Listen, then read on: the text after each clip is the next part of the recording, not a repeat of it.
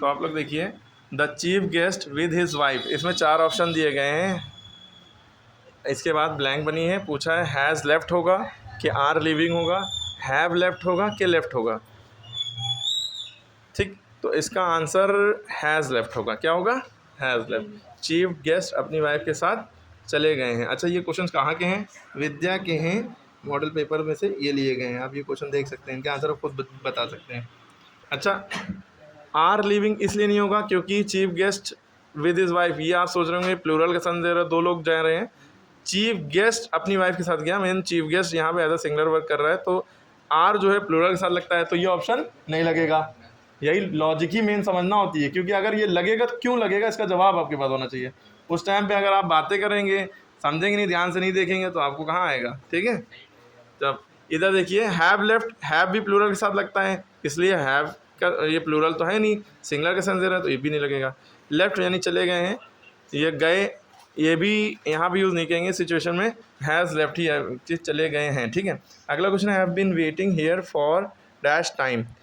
यहाँ पे कोई आर्टिकल नहीं लगेगा। आर्टिकल 3 चीज़ें होती हैं, ए एंड द।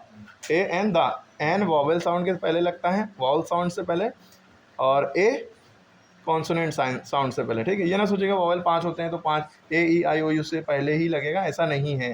ठीक है, 20 वॉवेल साउंड होते हैं, ए के कई होते हैं, ई के भी कई साउंड होते हैं, यू का आ, यू का यू होगा तो नहीं लगेगा। जैसे ओ एन ई 1 लिखा है, 1 से पहले एन नहीं लगेगा। क्यों? आप सोचेंगे सर ओ है, ओ तो वॉवेल है, उससे पहले एन लगना चाहिए, नहीं लगेगा, क्योंकि ओ एन ई 1 का वाह का साउंड दे रहा है ना, वाना 1, तो वाह वॉवेल है नहीं, इसलिए उसके साथ ए लगेगा। ठीक है, तो एक अलग चीज़ वो भी क्वेश्चन आता है। तो I have been waiting here for a long time, क्या आएगा?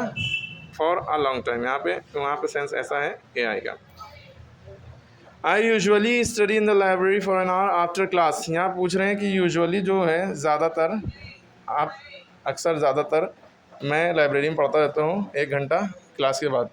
तो ये यूजुअली वर्ब है, क्रिया है, कि एडवर्ब है, क्रिया विशेषण है, एडजेक्टिव है, विशेषण है, या नाउन यानी संज्ञा है। तो क्या है बताइए? यूजुअली आप याद रखिए, जिसमें एल वाई लगाओ वो हमेशा एडवर्ब होता है, जिसमें लास्ट में एल वाई लगाओ वो एडवर्ब होता है।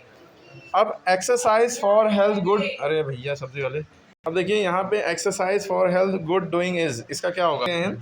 Exercise for health good doing is, तो पहला ऑप्शन दिया है exercise doing is good for health, doing exercise is good for health is good exercise doing, health is good for doing exercise.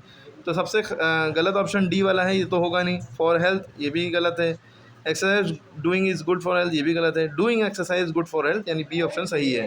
Okay, तो doing exercise, सबसे पहले आप doing लिखेंगे, यहाँ पे डूइंग एज अ जीरेंड काम कर रहा है, तो डूइंग लिखेंगे, एक्सरसाइज लिखेंगे, इज गुड फॉर हेल्थ। ये 100% क्वेश्चन आएगा ही आएगा इस तरह का, रीऑर्डरिंग का।